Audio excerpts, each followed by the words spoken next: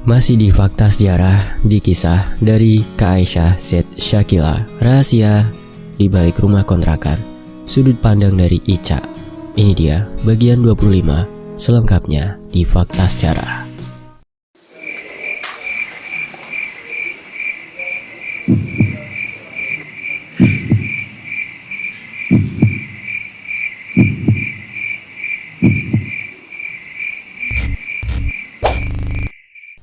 Bapak mertua menelpon dari rumah sakit. Entah apa yang dia ucapkan. Rafka tampak panik setelah menerima panggilan itu. Tingkahnya berubah tak menentu. Seuntai kesedihan bergelayut di wajahnya. Yang, Aa harus ke rumah sakit sekarang, tukasnya dengan wajah gusar. Ada apa, A? Mama. Wajahnya terlihat sedih. Mama kenapa? Aku sangat penasaran. Rafka mengatakan kalau mertuaku itu kritis. Bapak mertua meminta kami datang. Bisa saja ini kesempatan terakhir untuk bisa melihatnya. Waktu awal-awal sakit, banyak yang giliran menjaga mertuaku. Masih dari pihak keluarga mama dan bapak mertua. Namun, setelah rumor tentang ibunya Rafka terdengar oleh mereka, sama sekali tak ada lagi yang datang menjenguk. Hingga saat ini, hanya Rafka dan bapaknya yang masih setia mengasihi dan memaafkan kesalahan perempuan itu. Ya Allah, ayo kita ke rumah sakit sekarang. Aku dan Rafka tergesa bertolak ke sana saat itu juga, berharap mertuaku baik-baik saja. Sampai di rumah sakit, kami terlambat. Mama Rafka sudah berpulang dari semenjak pingsan. Sekalipun mamanya Rafka itu tak pernah sadarkan diri. Suamiku itu menangis pilu, meraung, memanggil nama ibunya. Hatiku ikut bagai teriris. Selama mengenalnya, baru sekarang menyaksikan Rafka sepedih itu. Istighfar, A, jangan begini. Aku tahu dia sangat kehilangan. Namun, jangan sampai tangisan tersebut menyulitkan almarhumah mamanya. Tak boleh meratapi orang yang sudah meninggal. Maafkan Rafka, Ma, maafkan. Tangisannya semakin pecah, mengguncang tubuh ibunya yang sudah tak bernyawa. Ikhlaskan, Raf, Mama sudah tenang. Bapak mertua menenangkan Rafka. Raut wajah tua yang lelah itu tampak tenang. Pasti beliau juga bersedih kehilangan istri. Tapi kesedihan tak akan mengubah ketentuan. Sementara itu, Rafka dan ayahnya meminta ingin membawa pulang jenazah ibunya. Ingin ikut memandikan, tanda bakti kepada seorang ibu untuk terakhir kali. Setelah mengurus biaya administrasi dan perawatan, jenazah pun dibawa pulang. Mendengar kematian ibunya Rafka, warga kampung mendadak geger. Heboh, menciptakan asumsi sendiri-sendiri dengan menyebar berita yang tak seharusnya. Anehnya, dalam keadaan berduka, tak ada satupun ibu-ibu warga kampung yang datang melayat. Rumah begitu sepi, hanya ada aku, Rafka dan bapak mertua. Juga beberapa warga yang selama ini cukup baik pada keluarga mertuaku hadir menemani. Aku meminta Rafka memberitahukan orang tuaku agar rumah ini tak terlalu sepi. Bapak dan ibu yang baru saja datang langsung menuju ke arahku. Kenapa Neng gak bilang dari sebelumnya kalau mamanya Rafka sakit? Tanya bapakku. Mungkin kesal karena baru dikabari sekarang soal ini. Maaf, Pak, aku gak sempat kesana. Rafka juga sibuk soalnya, jadi mau ke rumah bapak gak ada yang antar. Bapak juga tak memiliki telepon genggam. Begitu juga Diar, adikku itu. Memang punya ponsel, tapi sering berganti nomor telepon. Katanya jarang isi pulsa, menyebabkan nomornya sering kena blok dan jarang digunakan. Ponsel juga error, sering mati mendadak. Makanya aku tak bisa berkomunikasi dengan orang tuaku. Kenapa gak ada warga yang datang? Apa mereka belum dikasih tahu? Sudah, Pak. Tadi Rafka minta pihak masjid mengumumkan. Sudah diumumkan juga, tapi tidak ada yang datang. Mungkin karena mamanya Rafka. Aku tak melanjutkan. Bapak menghembuskan nafas berat. Apa Ustadz sudah dipanggil? Tanya bapak lagi. Kalau Ustadz sudah ada dari tadi sama beberapa warga, Pak, terangku. Sedangkan untuk pemakaman sudah diurus oleh bapaknya Rafka tadi, mewakilkan pada pengurus pemakaman umum. Bapak yang melihat Rafka sangat sedih dan terpukul, beberapa kali memberi nasihat. Sedih dan menangis ketika kehilangan dan ditinggalkan itu wajar. Menangislah, tapi cukup sekali dan jangan berlarut-larut. Allah tidak suka pada hambanya yang seakan tidak menerima takdir dan ketentuan. Bukankah rezeki, jodoh dan maut itu kuasanya? Apa kita tidak terima akan semua itu? Nasihat bapak pada Rafka. Rafka hanya mematung mendengar ucapan bapak. Tatapannya kosong. Salah satu warga datang menghampiri. Maaf pak, yang bisa memandikan jenazah menolak untuk memandikan almarhumah istri bapak, kata seorang laki-laki yang tadi diperintahkan menjemput ibu-ibu yang biasa memandikan jenazah. Loh, kenapa? Tanya bapak keheranan. Katanya, mayat orang yang memuja setan tidak pantas dimuliakan, harusnya dibuang di sungai karena jenazahnya gak akan diterima di bumi. Astaghfirullahaladzim. Kenapa bisa-bisanya warga berpikir begitu? Mengurus jenazah adalah wajib. Haram hukumnya jika membiarkan jenazah satu kampung bisa terkena dosanya. Kasihan juga si mati jika dibiarkan berlama-lama. Bapakku sangat kesal mendengar penjelasan orang itu. Mertuaku menunduk. Terpampang kesedihan menyelimuti. Pastinya tak menyangka nasib istrinya akan seperti ini. Terus bagaimana pak? Tanya laki-laki tadi. Kamu ke kampung saya saja. Di sana ada perempuan yang bisa memandikan jenazah. Namanya Biunah. Bilang saja, ini kata Pak Hanafi. Nanti yang mandikan bukan cuma beliau saja, istri saya juga akan bantu, ucap bapak. Saya juga mau memandikan mama pak, tutur Rafka serak. Iya, kita panggil dulu Biunah. Di kampung bapak ada seseorang yang biasa memandikan jenazah. Sangat baik pada keluargaku. Berharap semoga Biunah bisa membantu. Laki-laki yang diperintahkan itu pun pergi mengendarai motor Rafka. Selang beberapa lama, perempuan yang usianya yang terpaut jauh dari usia ibuku itu datang. Proses memandikan jenazah pun dilaksanakan. Aku dan ibu ikut memandikan. Bapak mertua dan Rafka juga dilatih berganti memberikan bakti terakhir mereka. Selama proses memandikan, Biunah beberapa kali menatap kami, seperti ada sesuatu yang mengganggu pikirannya. Begitu juga ketika proses mengkafani. Perempuan itu tampak terheran-heran, tapi tak bicara apapun. Akhirnya proses pemulasaran jenazah mertuaku itu selesai. Yang hadir ke pemakaman tak banyak. Dari keluarga mertua sama sekali tak ada yang datang. Sama seperti warga sekitar, tak ada satupun yang berbelasungkawa. Hanya orang-orang berilmu seperti ustadz dan kiai saja yang hadir membantu. Mereka pasti tahu hukum memulasarakan jenazah itu wajib, tanpa memandang aib seorang itu seperti apa. Selesai pulang dari pemakaman, kami duduk di ruang tamu. Bapak dan ibu tak buru-buru pulang ke kampungku. Juga Biunah masih di rumah ini menemani. Ada yang ingin saya sampaikan sama keluarga ini. Ada apa, Bi? Tanya bapakku. Sebenarnya dari tadi saya merasa aneh. Berharap ada yang merasakan hal yang sama, tapi ternyata mungkin cuma saya saja, ucap Biunah setelah kami duduk bersama. Bicara saja, Bi, silahkan, sahut bapakku. Begini, tadi waktu mau memandikan jenazah, apa nggak ada yang aneh? Tanyanya pada kami yang turut membantu memandikan. Aneh seperti apa, Bi? Gak ada yang aneh kok, sahutku. Ibuku juga mengatakan hal yang sama. Begitu pula Rafka dan ayahnya, tak merasakan hal aneh apapun. Saya melihat yang kita mandikan tadi itu bukan orang, tapi... Biunah tampak segan untuk berucap. Tapi apa, Bi? Katakan saja. Di sini juga gak ada orang. Pintaku ingin agar Biunah melanjutkan kata-katanya.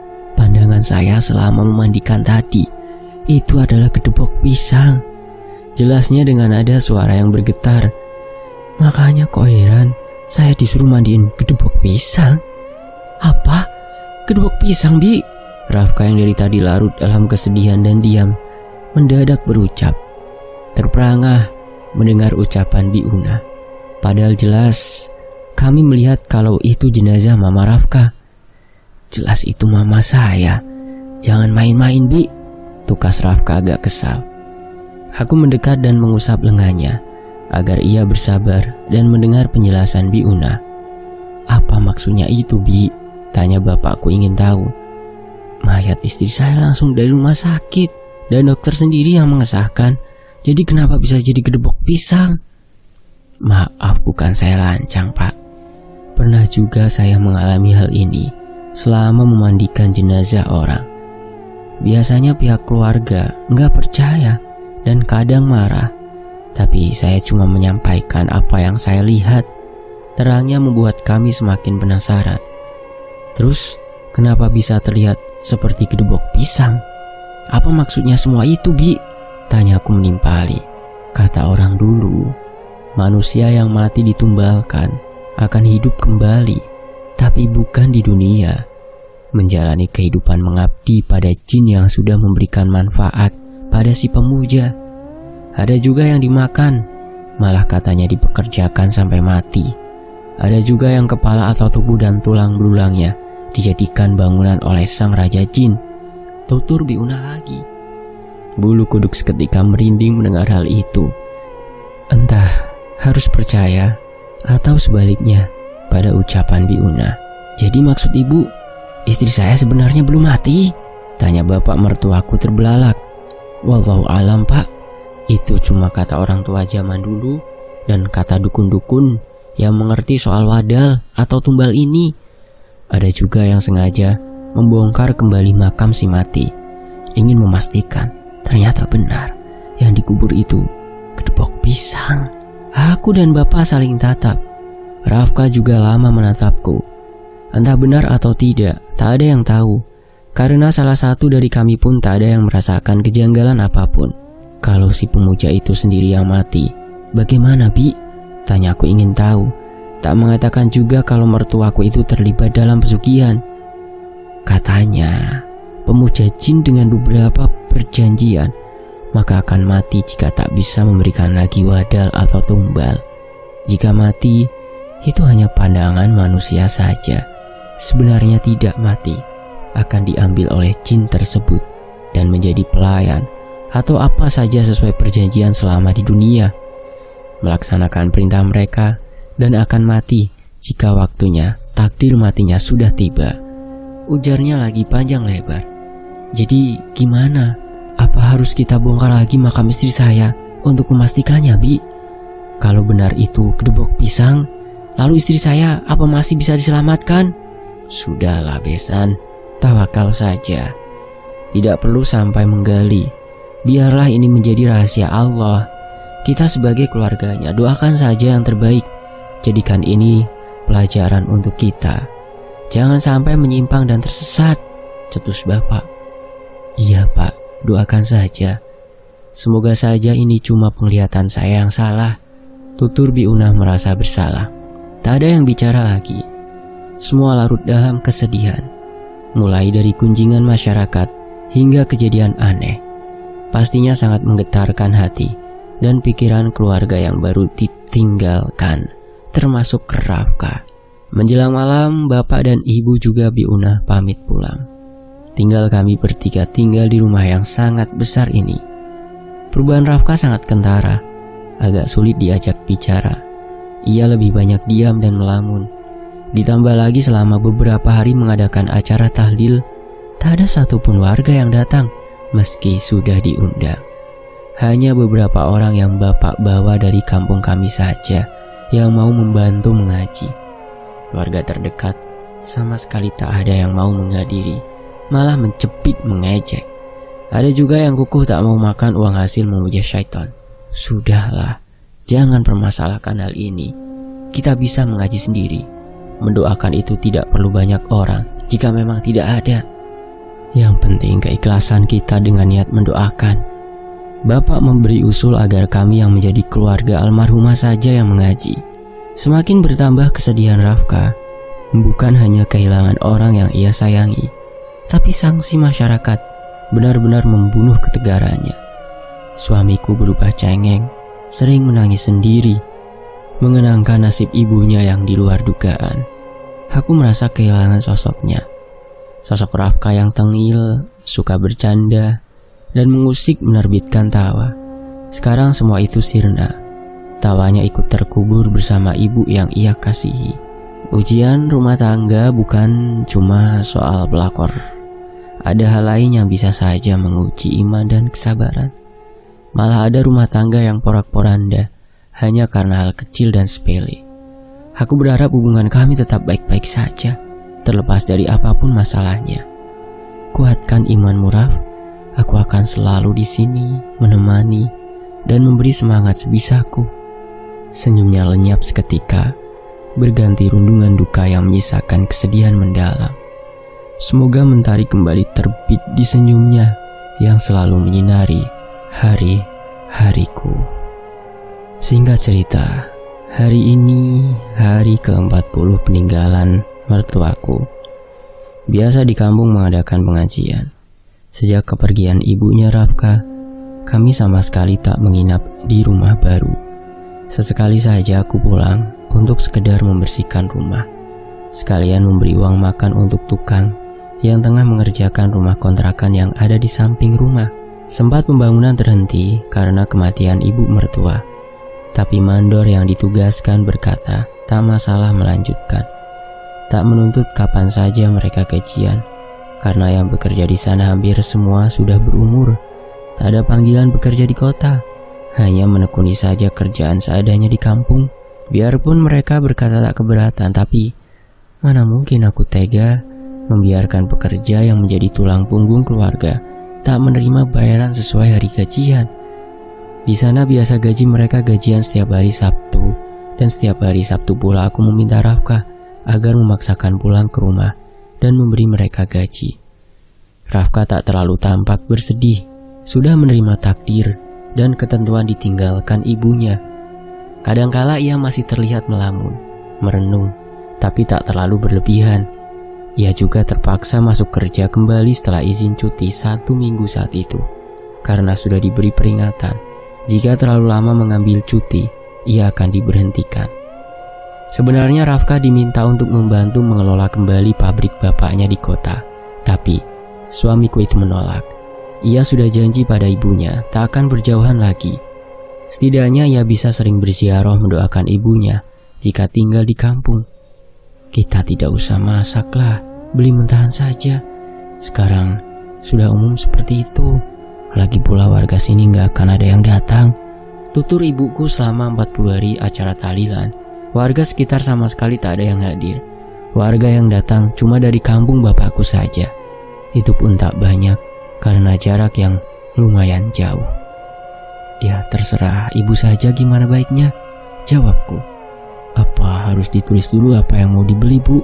Iya nanti ibu catat ya. Sebentar lagi kita belanja. Gak usah jauh-jauh, ke ruko depan jalan saja, ulas ibuku. Kalau masak rasanya sayang, kalau kebanyakan nanti malah basi.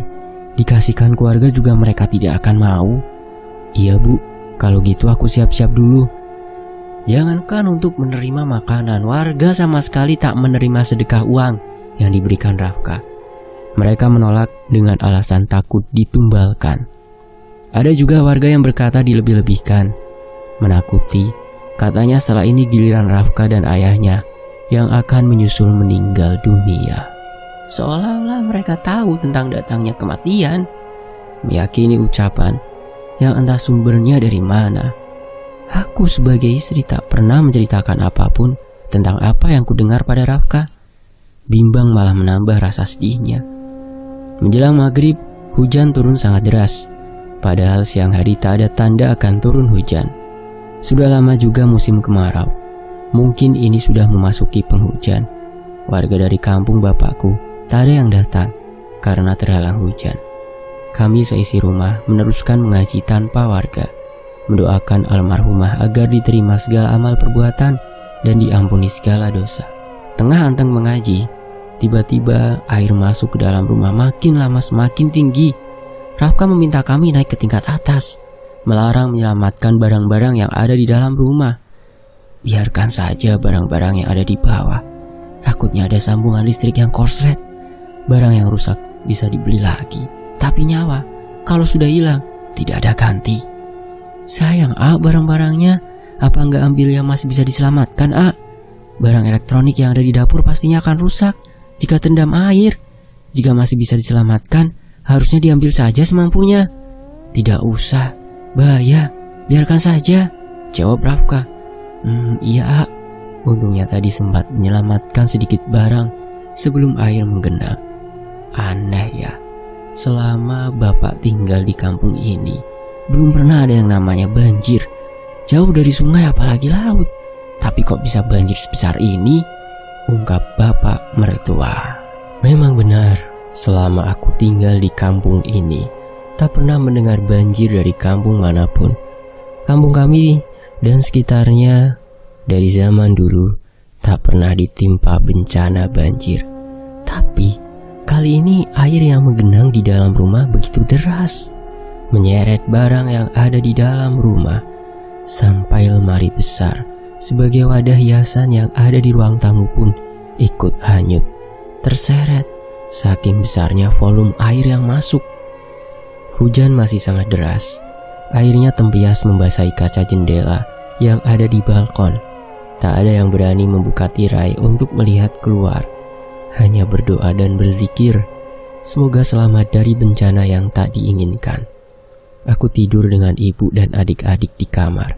Sedangkan bapak dan Rafka, juga ayah mertua, masih berjaga di ruangan tengah, memantau air yang bisa saja naik semakin tinggi. Anehnya, juga tak ada mati lampu, padahal banjir. Singkat cerita, waktu subuh, aku bangun untuk sholat. Ibu dan adik-adik juga sudah bangun, hendak sholat ke masjid. Melihat ke bawah, di sana tampak lumpur sisa-sisa banjir. Barang seperti lemari, kursi, dan semua yang terdapat di bagian bawah hilang terbawa arus banjir. Pekerjaan baru untuk kami, membersihkan sisa-sisa banjir yang masih menggenang di seluruh ruangan. Bapak mertua dan Rafka sholat di rumah. Karena warga kenal mereka, kusar jika mendengar ucapan dan sindiran warga yang kurang menyenangkan. Untuk sementara hal itu sangat mereka hindari guna menjauhkan dari perkara yang menambah sakit hati. Bapak dan adik-adikku saja yang sholat di masjid, sekalian melihat apakah masjid juga terkena banjir, sekaligus melihat keadaan kampung ini jika masjid tak bisa dipakai untuk sholat karena ikut kebanjiran. Bapak bilang akan sholat di rumah. Bapak dan adikku pulang dari masjid dengan wajah heran. Aku dan ibu bertanya, ada apa? Aneh bu, bukannya semalam banjir kan? Tapi di luar tidak ada bekas banjir. Masjid juga biasa saja. Bapak tanya sama warga yang sholat. Mereka bilang cuma hujan saja, tapi nggak sampai banjir. Ucap bapak keheranan. Hah? Nggak banjir? Tanyaku heran. Jelas-jelas dua bola mataku melihat dengan jelas air yang sangat besar masuk ke dalam rumah. Mana mungkin salah lihat? Rafka dan bapak mertua juga tampak heran dengan yang diucapkan bapakku. Untuk lebih jelas, aku bergegas keluar, melihat keadaan sekitar. Pukul 5.40, hari sudah mulai memperlihatkan cahaya putih. Belum terlalu terang, tapi aku bisa melihat keadaan sekitar. Rumput dan bunga-bunga yang ada di depan jalan milik tetangga masih berdiri tegak dan rapi. Pot-pot di depan rumah warga masih pada tempatnya. Sedangkan di rumah Rafka, lemari dan barang dalam rumah semua terbawa arus. Aku memberanikan diri mendekat pada tetangga sebelah, ingin bertanya tentang kejadian semalam. Seorang perempuan yang mungkin sudah mengenaliku tampak memasang wajah sinis ketika aku mendekat. Banjir? Banjir apa? Cuma hujan kok. Di sini mana pernah banjir? Sahutnya ketika aku bertanya. Oh iya bu, terima kasih. Biarpun sinis, aku masih bersyukur ibu itu mau menjawab memastikan apa yang kami alami semalam. Benar di luar tidak ada bekas banjir. Kata tetangga juga gak ada banjir. Rafka pun terlihat heran. Kok aneh ya? Terus malam itu apa? Aku juga gak tahu, A. Aku dan ibu hanya saling tatap, melupakan kejadian aneh malam tadi. Kami berniat untuk pulang. Sudah lama juga kami di rumah ini. Ibu dan bapak juga adik-adikku bersiap untuk pulang juga. Mereka pamit duluan. Bapak dan Diar harus dagang, sedangkan ibu harus ke kebun. Merasa senang tanaman yang kekeringan semalam tersiram air. Pak, aku pulang dulu. Kalau ada apa-apa, telepon saja, ucap Rafka setelah kami bersiap untuk berangkat. Rumah juga sudah dipel dan dibersihkan, karena tak ada barang. Cukup cepat untuk membersihkan tiap ruangan. Tunggu sebentar, Bapak ingin bicara, halang bapak mertua. Kami pun setuju dan menunda, mendengarkan dulu apa yang akan disampaikan bapak mertua. Bapak berniat jual rumah ini. Makin kesini makin gak betah. Ada saja kejadian aneh. Kalau kamu gak keberatan pindah ke kota ikut bapak, bawa istri kamu juga. Enggak, Pak. Aku kan sudah punya rumah sendiri di kampung sana. Aku sama Ica tinggal di sana saja, Pak. Kalau bapak mau jual rumah ini, jual saja. Kapan-kapan bapak bisa mampir ke rumah aku. Kalau aku gak sibuk, nanti kami datang ke kota jenguk bapak, ungkap Rafka. Ia menolak lagi ajakan ayahnya. Ya sudah, terserah kalau itu keputusan kamu. Bapak mau beres-beres. Nanti sore mampir dulu ke rumah kalian sebelum berangkat ke kota, sahut bapak mertua. Singkat cerita, rumah yang sebulan lebih kami tempati terasa dingin. Untuk menghangatkan kembali, aku membuka semua jendela, membiarkan udara siang masuk memberi kehangatan. Ini hari Minggu, Rafka libur, jadi aku tak sendirian di rumah. Aku sibuk memasak di dapur. Tadi sekalian di jalan belanja sayuran. Beruntung di kampung ini tak ada kabar miring tentang meninggalnya mertuaku. Karena kampung ini letaknya agak jauh, mereka juga tak mengenal ibunya Rafka. Jadi semua baik-baik saja. Kami bisa menjalankan kehidupan sehari-hari tanpa gunjingan warga. Rafka mendekat, berdiri di belakang ketika aku tengah memasak. Tangannya terasa melingkar di pinggang. Masak apa, Yang? Tanyanya. Masak tumis aja, A, jawabku sambil anteng memasak. Terima kasih sudah temani A lewat masa-masa sedih. Mematikan kompor karena masakan sudah siap untuk dihidangkan. Aku membalik badan menghadap laki-laki yang sudah sebulan lebih menikahiku. Sama-sama, A. Sudah jadi tugas istri mendukung suami, menghadapi bersama suka duka rumah tangga. Bukan cuma mengecap manisnya saja, pahitnya juga harus siap berbagi. Memang A gak salah melabuhkan hati sama kamu, istri terbaik dan tercantik. A juga minta maaf, belakangan cuma bersedih, nggak perhatiin perasaan kamu, tuturnya sambil menangkup kedua pipi dan menautkan kening kami berdua. Gak apa-apa, A, kan sibuk juga di sana. Pikiran juga nggak tenang, aku ngerti kok. A nanti mau ke rumah Abah Guru, ingin bertanya soal banjir aneh yang terjadi malam tadi, ulasnya. Aku ikut, A, pintaku. Boleh, sekalian kenalkan juga istri A ini sama Umi. Beliau selalu bilang, kalau AA sudah dapat jodoh, jangan lupa bawa dan kenalkan sama beliau. Aku tersenyum menatapnya. Rasa kasih untuknya semakin tumbuh. Menyayangi dengan setulus hati, ingin berbagi suka dan duka hingga akhir hayat nanti. Harusnya bulan-bulan awal nikah jadi bulan madu kita, tapi malah jadi bulan kesedihan. Ya kalau itu kita bisa lanjut bulan madu di sini. Godaku mengedipkan mata. Mancing nih ceritanya. Rafka tersenyum. Dapat kulihat kembali senyum indahnya. Wajah yang muram kembali berseri. Kata ustazah, gak apa-apa goda suami sendiri, pahalanya lebih gede. Bisikku sengaja mengusik. Rafka terkekeh, menarik tanganku, membawa ke wastafel, mencucikan tanganku dengan sabun. Setelah mengeringkan dengan handuk kecil, ia berjalan mundur sambil menarik tanganku dan berjalan pelan saling berhadapan. Aku pikir ia akan mengajakku makan setelah mencuci tangan, ternyata malah membawa ke kamar. Kita nggak makan, A. A nggak lapar apa? Kan kita belum makan dari rumah A di sana. Rafka tak menyahut, masih menarik pelan tanganku menuju kamar, mengunci pintu dan menutup jendela serta tirainya. Kamar menjadi agak gelap dengan cahaya siang yang minim. Lapar banget, tapi laparnya lapar mata. Rafka menuntunku yang masih mematung tak jauh dari pintu kamar. Gak bisa tunggu malam apa? Tanyaku pura-pura mengerti dengan apa yang suamiku itu inginkan saat ini. Padahal aku juga sangat merindukannya. Sudah lama ya tak menjenguk kebun yang mulai gersang terkena kemarau cinta.